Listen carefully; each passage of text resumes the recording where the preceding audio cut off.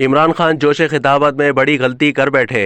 4 सदर में पाकिस्तान तहरीक इंसाफ के चेयरमैन इमरान खान जोश खिताबत में पेट्रोल की कीमत गलत बता गए। 4 सदर में खिताब करते हुए इमरान खान ने मौजूदा हुकूमत पर तनकीद करते हुए कहा कि हमारे दौर में 1 लीटर पेट्रोल 150 रुपए का था और ये 2036 रुपए पर ले गए हैं। तमाम इमरान खान के साथ खड़े परवेज खटक ने साबिक वजीर आजम के कान में पेट्रोल की सही कीमत बताई तो इमरान खान बोले कि 236 रुपए।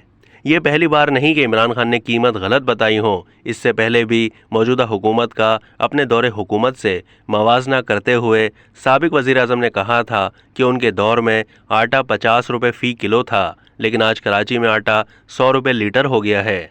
इमरान खान अपने खिताब में डीजल की कीमतों में भी गड़बड़ कर बैठे थे।